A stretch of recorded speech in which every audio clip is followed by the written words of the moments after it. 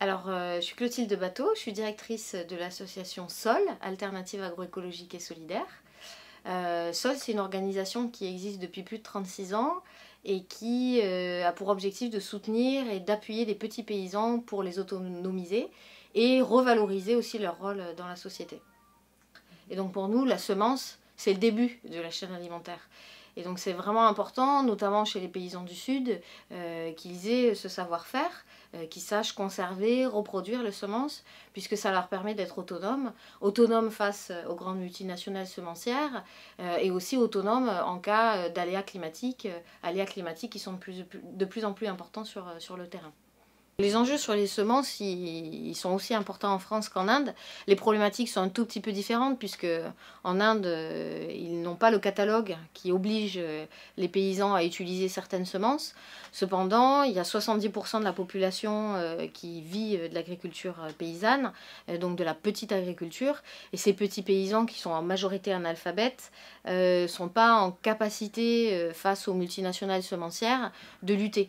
Et donc quand une multinationale semencière arrive en Inde et leur dit ce sont les OGM l'avenir ou ce sont les semences hybrides l'avenir, en général ils les utilisent.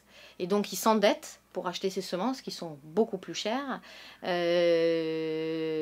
on l'a vu notamment sur les OGM, notamment le coton BT, c'est dramatique puisque on en est aujourd'hui à 300 000 paysans qui se sont suicidés en 10 ans. Alors donc on a ce projet en Inde qui s'appelle les graines de l'espoir, qui s'est terminé en phase 1 en 2015.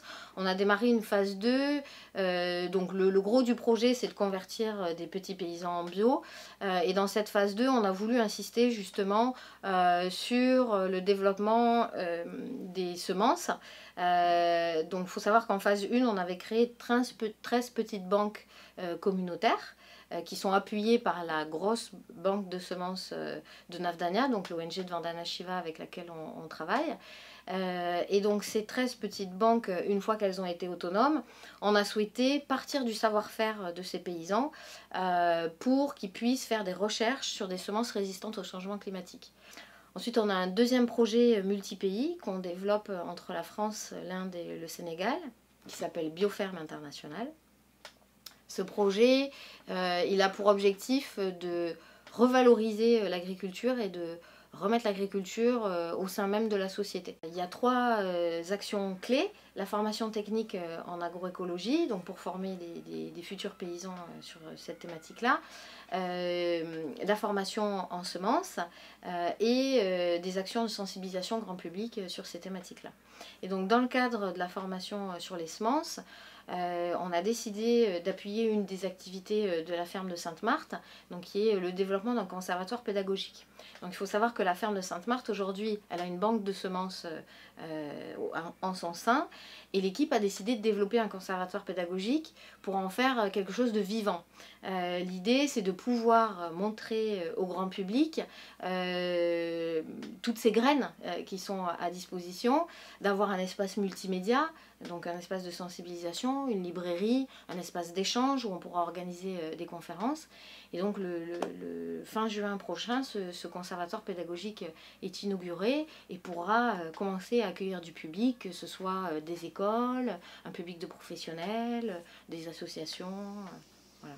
Il faut savoir qu'on va lancer donc un crowdfunding le 9 octobre sur la plateforme KissKissBankBank pour justement financer la partie française de Bioferme International, qui va nous permettre notamment de former ensuite, on espère, au moins 25 futurs paysans. Donc les former en agroécologie, les former sur la conservation et la reproduction des semences, et ensuite les aider à s'installer donc dans un modèle de petite ferme agroécologique.